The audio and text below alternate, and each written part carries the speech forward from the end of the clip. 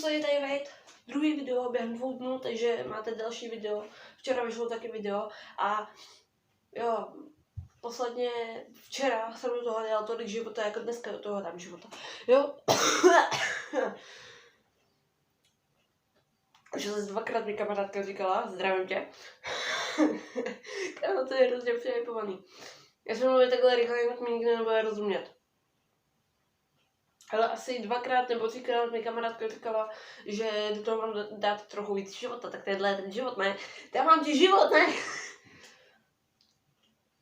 O čem je dneska tohle video? Já jsem dneska nebudu vůbec spát točit videa, ale jak jsem se rozhodl, že nějaký já točím, ale nevím, o čem bude, takže...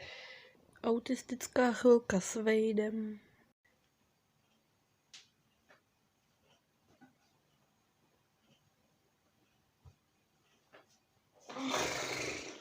Jednou jsem viděl takový komentář pod mým videem, že prostě ať se zabít, že to je totální cringe, že proč si říkám Vejd, že se stydím za své jméno.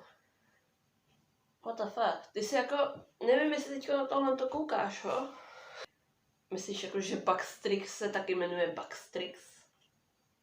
Nestydím se za své jméno. Autistická holka s Vejdem číslo 2. Honza Školout. Jsem Jan.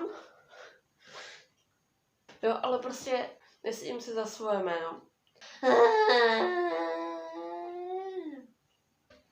Proč teď jsem natočil video? Protože já to mám náladu, mám tu čas a nikdo není doma, takže jo.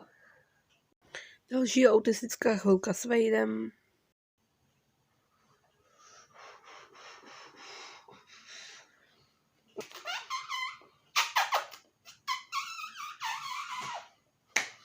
To by bylo všechno pro to video.